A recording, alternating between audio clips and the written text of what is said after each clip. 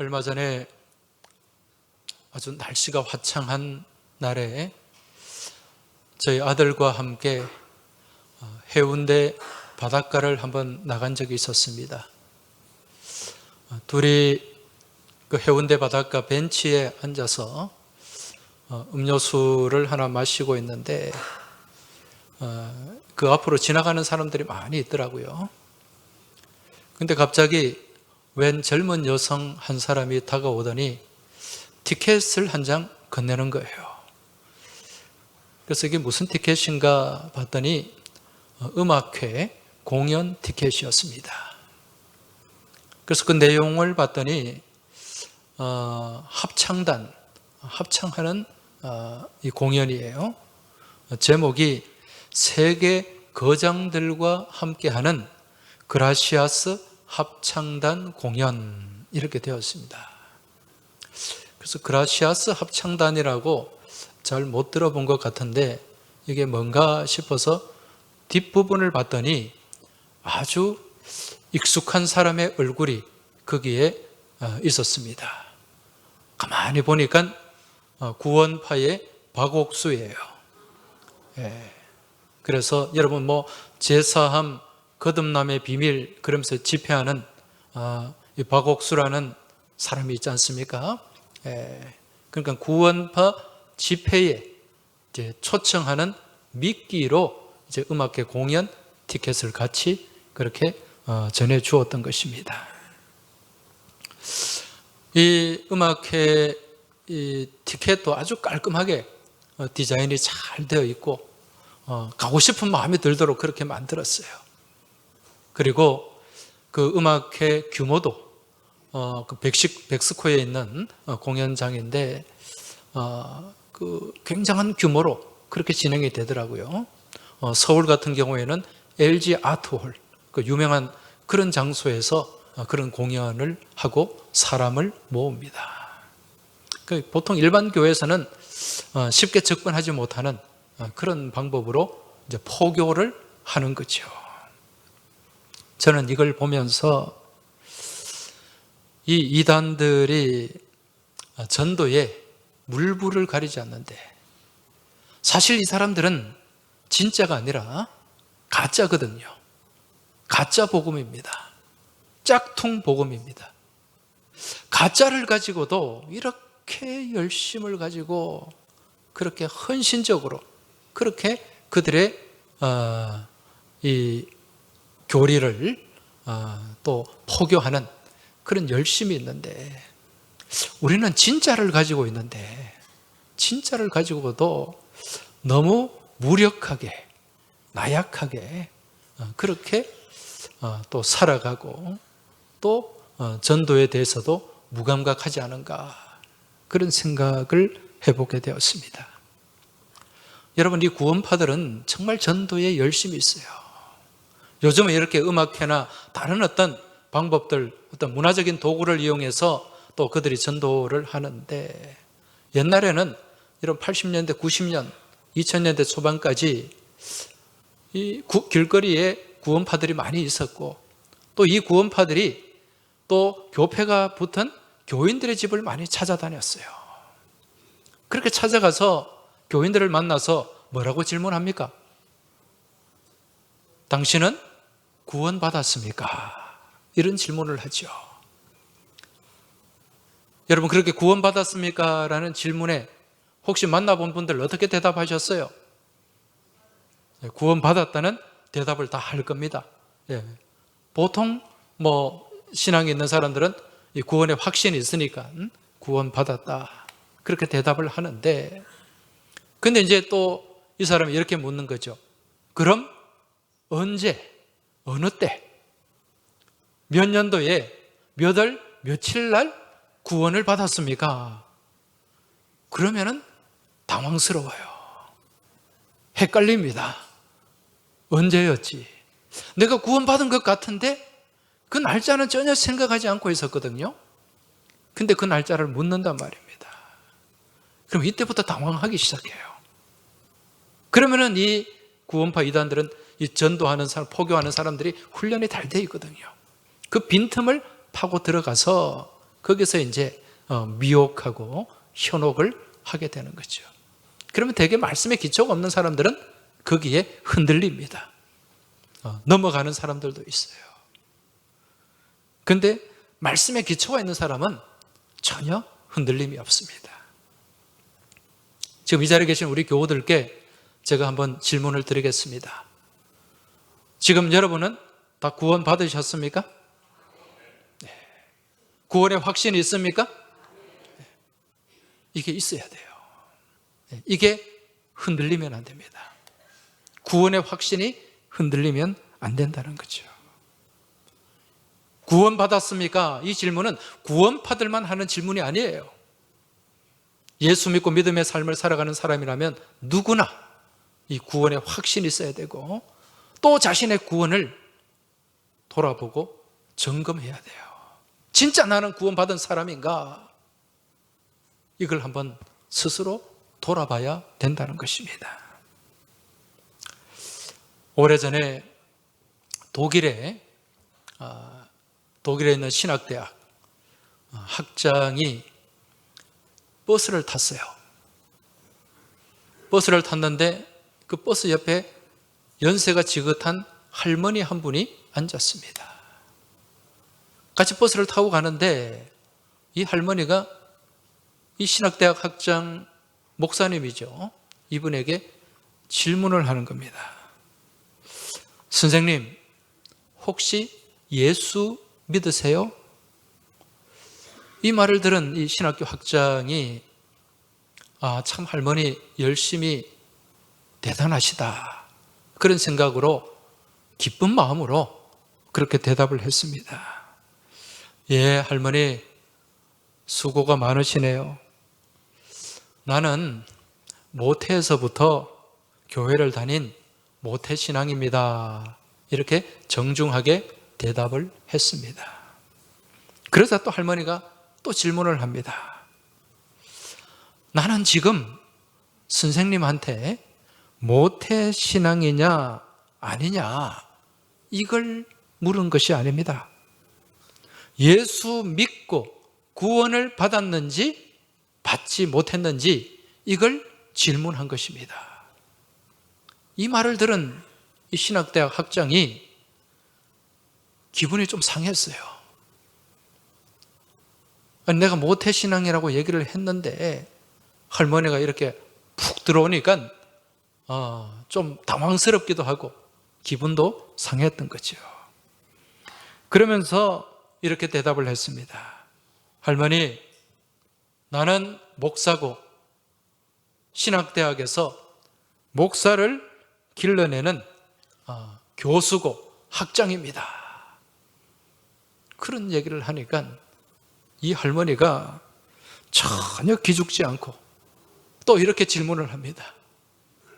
나는 선생님이 신학대학 학장이냐 아니냐 이걸 물은 것이 아니라 당신이 구원을 받았는지 못 받았는지 이걸 질문했습니다. 보통 이 정도 되면은 좀 기분이 상할 수도 있는데 이분이요 그 순간에 충격을 받았다고 합니다. 그동안 본인이 신학 목사고 신학대학 학장인데 이 구원에 대한 구체적인 고백이나 체험 없이 그냥 막연하게 교회를 다니고 그러다가 목사가 되고 어느 순간에 보니까 신학대학 학장이 되어 있는데 정말 내 안에 그러한 구원의 확신 이게 있는가 한번 스스로를 돌아보고 점검하게 되었다는 것입니다.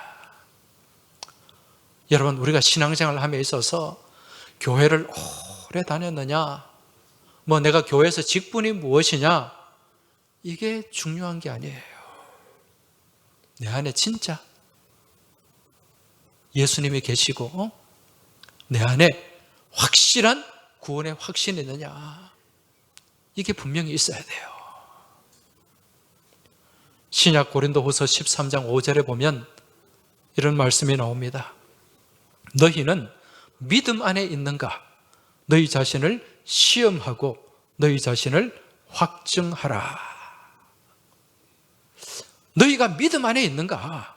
참된 믿음 안에 있는가? 너희 자신을 시험하고 너희 자신을 확증해 보아라. 무슨 얘기입니까? 여기서 너희 자신을 시험하라? 이 말은 증명하라는 거예요. 증명하라. 헬라 말로 페이라조라는 말인데 증명이 되어야 된다는 거예요. 증명이. 내가 믿고 있는지, 내 믿음이 살아있는 믿음인지, 내 구원이 확실한지 증명이 되어야 돼요. 그리고 자신을 확증하라. 이건 입증하라는 거예요. 지금 이 말씀은 믿음 안에서, 지금 우리가 믿음 안에서 제대로 살아가고 있고 확실한 구원의 확신이 있고 그 확신 가운데 머물며 믿음 생활을 하고 있는가 돌아보고 점검하라는 것입니다. 다시 한번 질문합니다. 여러분, 구원 받으셨습니까? 분명한 구원의 확신이 있습니까? 여러분, 이 땅에 많은 사람이 있어요. 세계 인구가 80억이 넘는다 그럽니다. 그런데 이처럼 많은 사람들을 딱 두 가지로 구분할 수 있습니다. 어떻게 구분할 수 있습니까? 구원받은 사람과 구원받지 못한 사람입니다.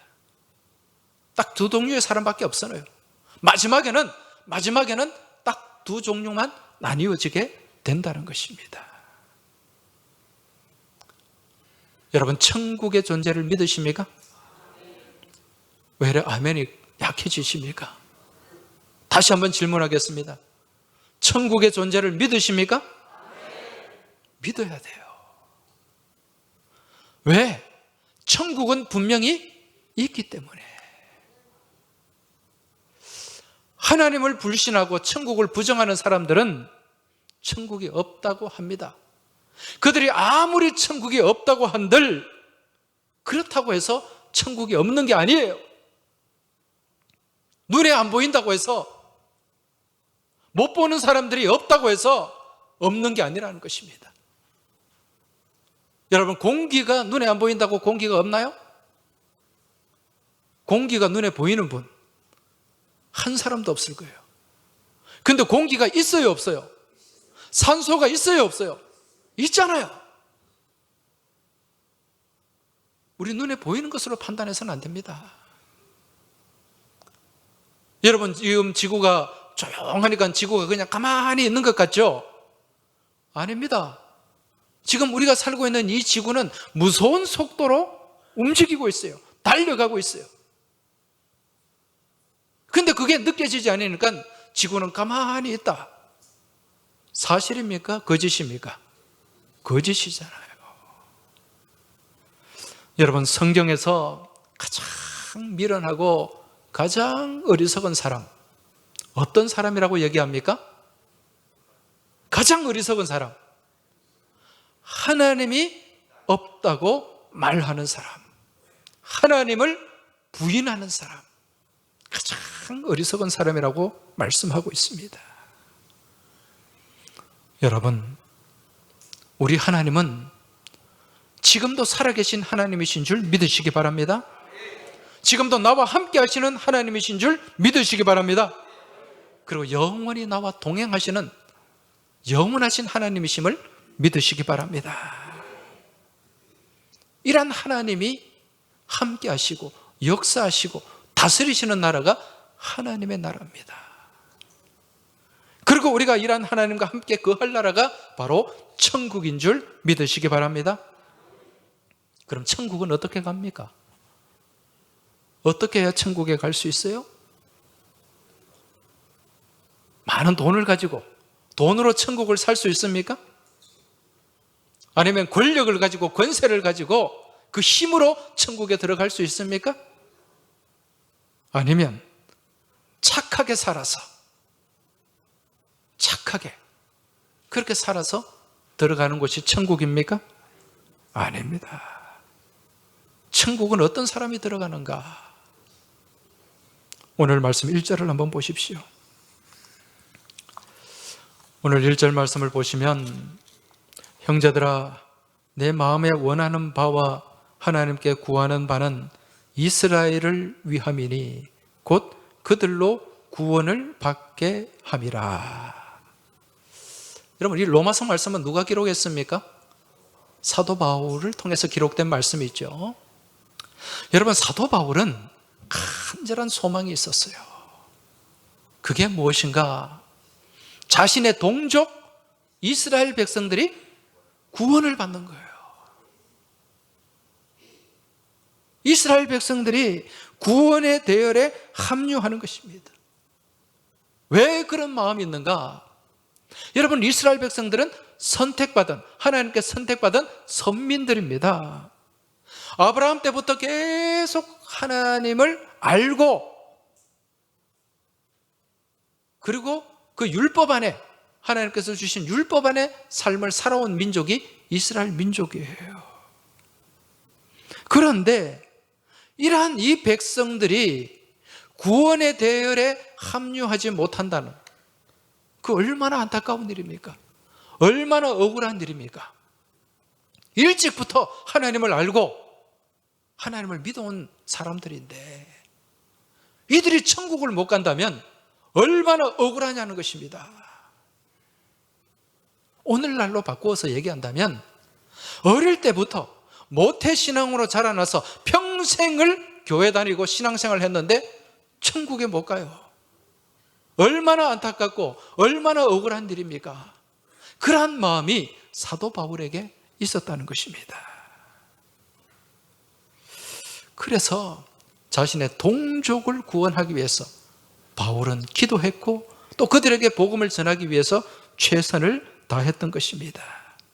그런데 왜 바울이 이런 생각을 갖게 되었는가? 여러분, 이스라엘 백성들은 무엇을 중심으로 신앙생활을 했습니까? 율법을 중심으로 신앙생활을 했어요. 율법, 하나님께로부터 받은 율법, 십계명, 그리고 그 하나님께서 주신 613가지의 그 율법, 그걸 열심히 지켜내면, 그 지키는 삶을 살면 천국에 갈 수 있다, 그런 생각을 했어요. 근데 여러분, 이 613가지의 율법, 해라, 하지 마라, 이거 다 지켜낼 수 있습니까? 다 완성할 수 있습니까? 불가능합니다, 여러분. 안 돼요, 우리의 힘으로는. 그런데 유대인들은 잘못된 지식을 갖고 있었던 거예요. 이거 우리가 열심히 지켜내면 천국 갈 수 있다. 근데 여기는 구원이 없어요. 율법으로 구원받는 게 아니거든. 여러분, 율법은요, 우리의 죄를 보여주는 역할을 하는 거예요. 죄를 알게 하는 거예요. 여러분, 우리가 있는 실정법, 법률 조항이 있잖아요. 그 법률 조항에 죄라고 지목된 법률 조항이 있으면은 거기에 저촉이 되면 내가 무엇이 됩니까? 죄인이 되는 거예요. 근데 그런 죄에 대한 법률 조항이 없어. 그러면은 내가 죄인이 됩니까? 안 됩니까? 안 되는 거예요. 율법이 바로 그런 겁니다. 율법을 거꾸로 하면 법률이잖아요, 법률. 그래서 그 율법을 통해서 우리는 죄를 보는 거예요. 아, 이게 죄구나 아닌구나를 깨닫는 거지.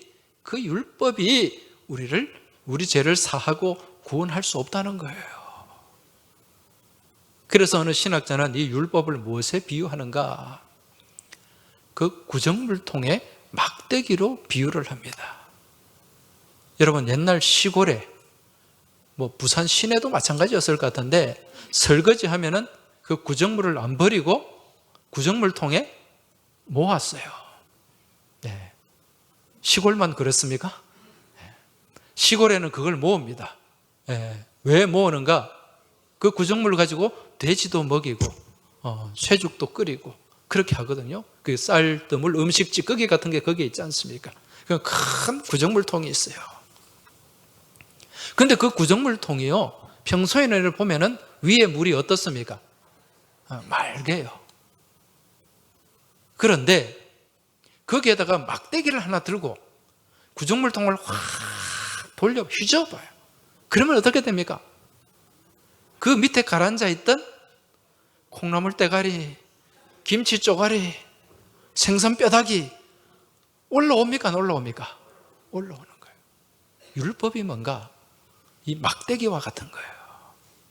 우리 내면에 평소에는 다 깨끗한 것 같고 착한 것 같고 잘 사는 것 같은데 이 율법이라는 막대기로 우리의 내면을 한번 확 휘젓고 돌려버리면 어떻게 된다?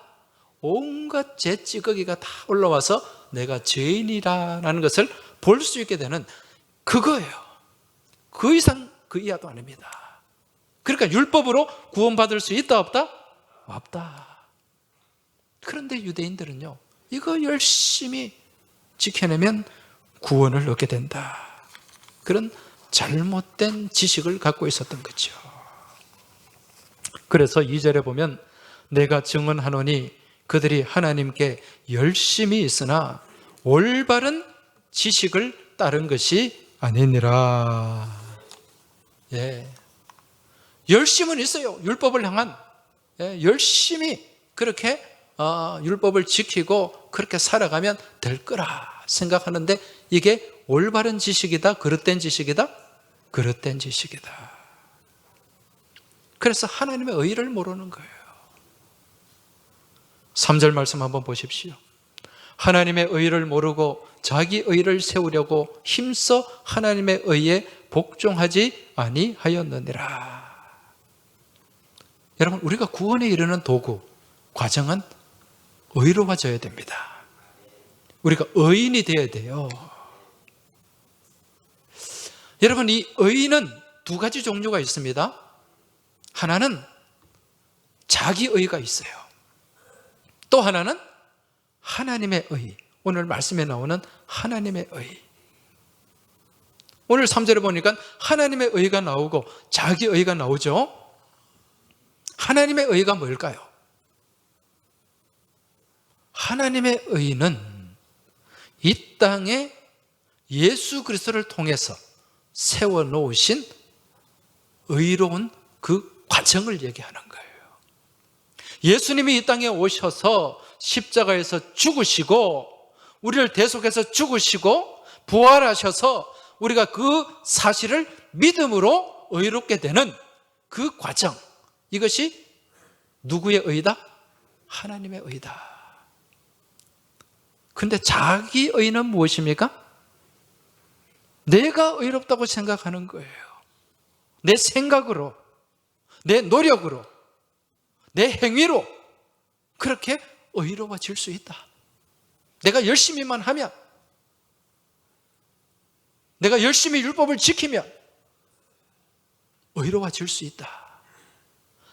요즘으로 얘기하면 내가 열심히 교회 봉사하면, 내가 열심히 헌금하면 의로워질 수 있다. 그런 생각이죠. 이게 무슨 의다? 자기 의다. 그러면서 자기 만족을 추구하는 거예요. 나는 누구보다도 잘해. 나는 누구보다도 의로워. 나는 누구보다도 열심히 있어. 그 안에 무엇이 자리 잡습니까? 교만이 자리 잡아요. 교만이.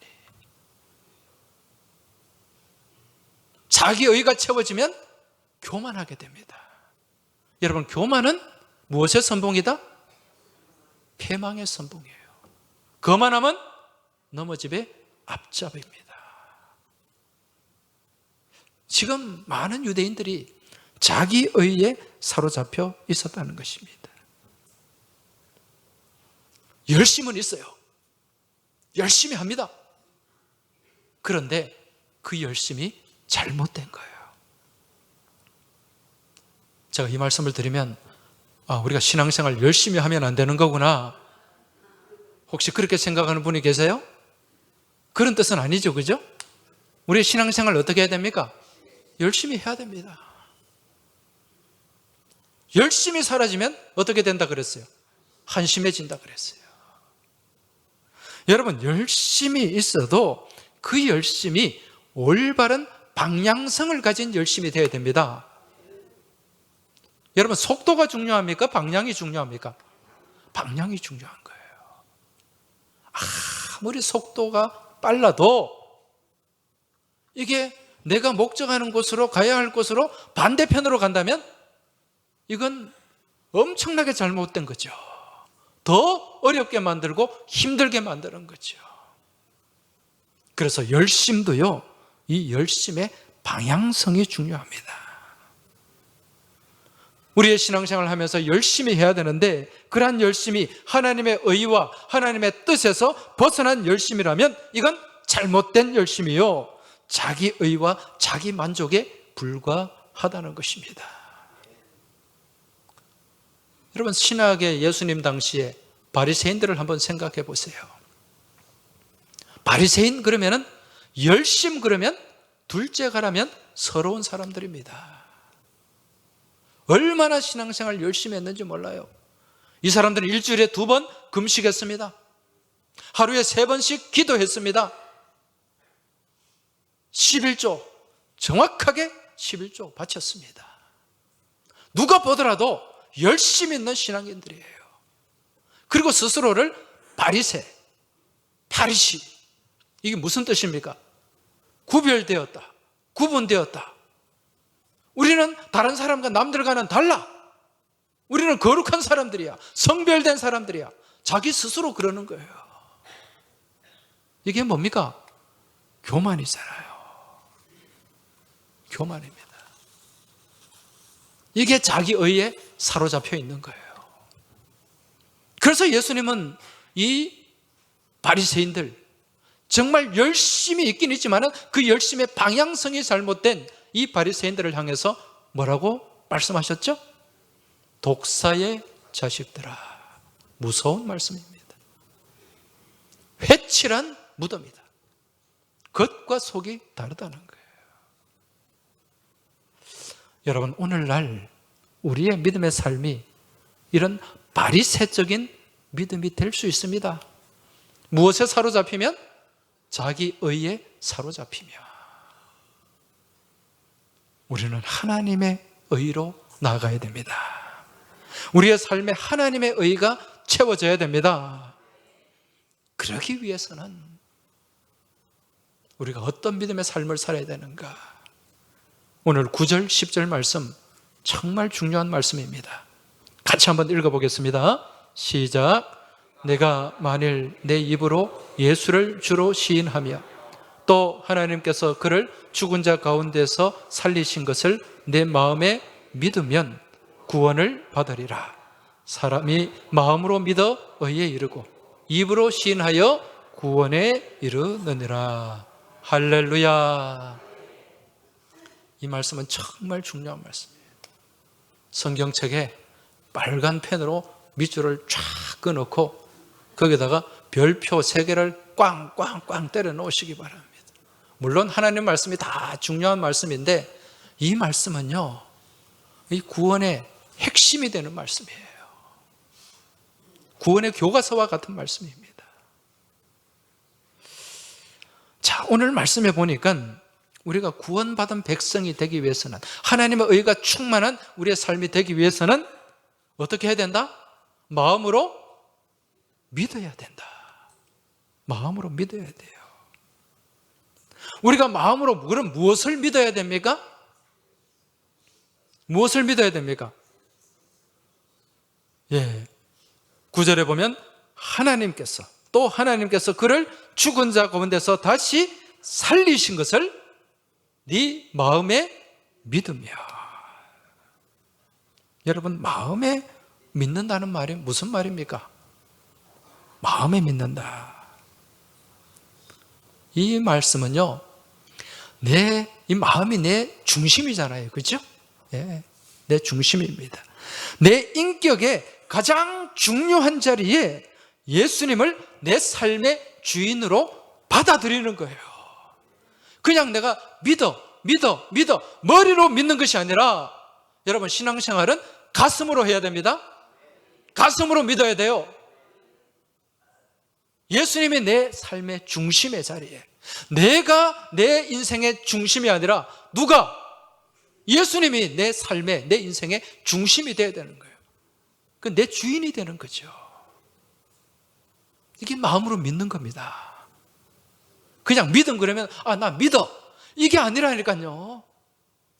제대로 믿는 믿음의 지식을 소유하시길 주의 이름으로 축원합니다. 그리고 마음에 믿는 것은 예수님이 십자가에서 죽으신 그 십자가 사건, 그 죽음이 누구를 위한, 누구를 향한 죽음이다?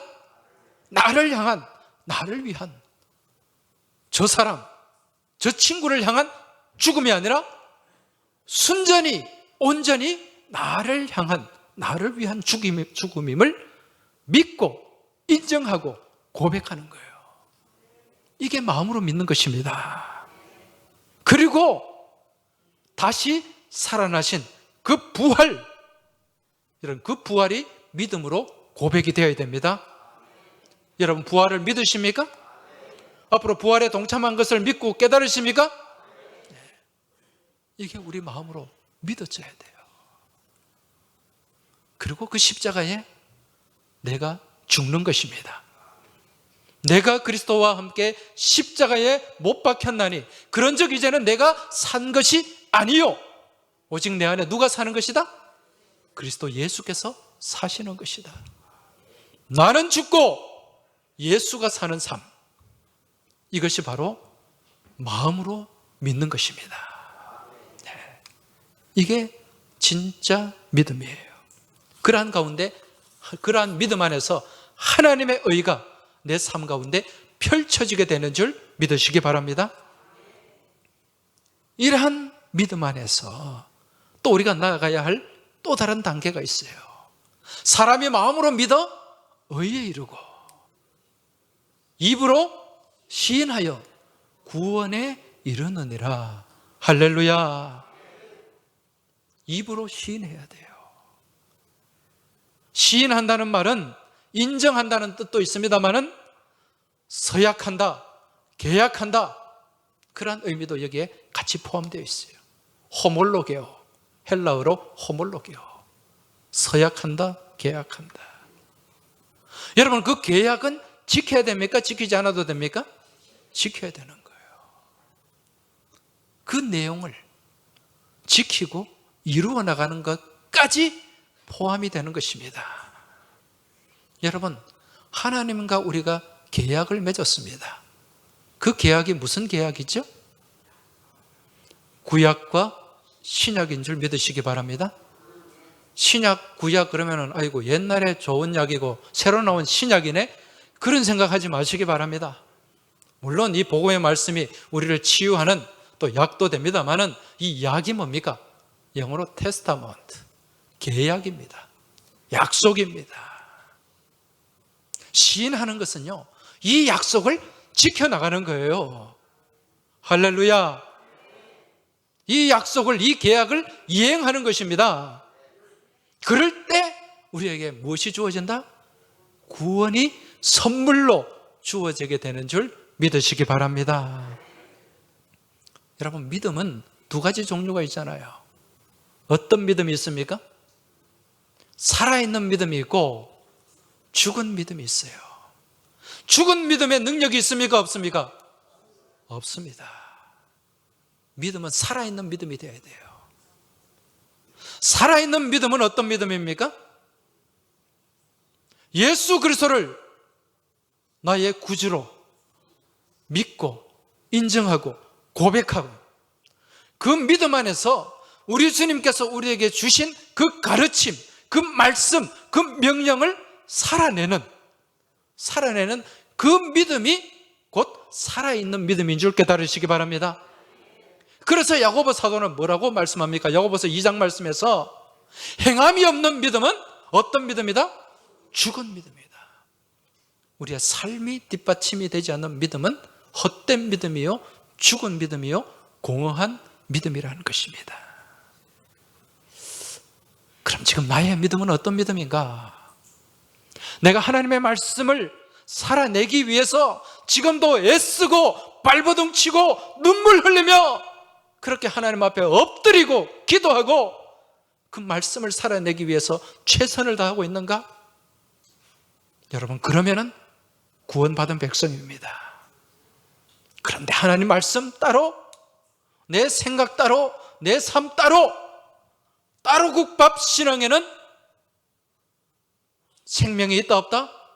없다. 여러분, 이 말씀 두렵게 받아야 돼요.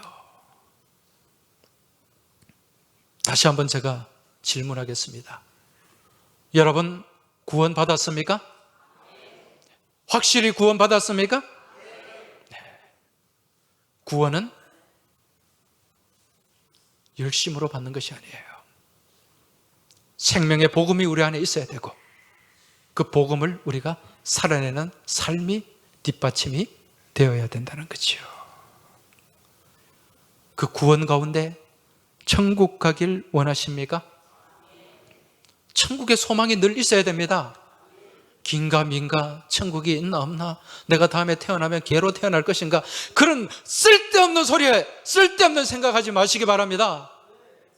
많은 사람들이요, 무슨 전생에 나라를 구했느니, 교회 다니는 사람들이 그런 말을 하더라고요. 무슨 전생이 어디 있어? 여러분, 한번 죽으면 끝납니다. 죽으면 우리는 어디 가야 됩니까? 천국 가는 거예요.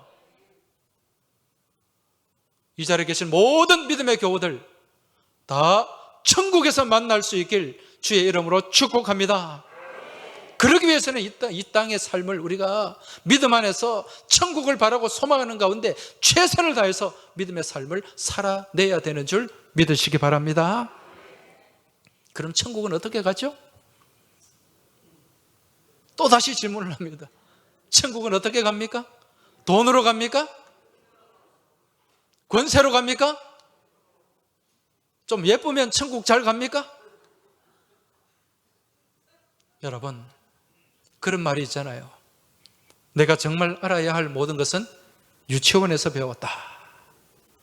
우리가 살아가면서 정말 알아야 할 것들 유치원에서 다 배운다는 거예요. 여러분, 우리가 신앙생활을 하면서 우리가 알아야 할 구원의 모든 것은 교회학교 유치부에서 다 배울 수가 있습니다. 우리 유치부 친구들이, 어린아이들이 부르는 그 복음성가, 그 찬송 가운데 여러분, 확실한 구원의 지식이 담겨 있습니다. 이 시간요, 이제 말씀을 마무리하면서 우리 다 어린아이가 되었어. 여러분, 어린아이와 같은 마음으로 나아가야 우리가 천국의 백성이 되고 천국의 주인이 되는 줄 믿으시기 바랍니다. 다 어린아이가 되어서 어린아이의 심정으로 같이 한번 찬송하며 나아가겠습니다. 돈으로도 못 가요.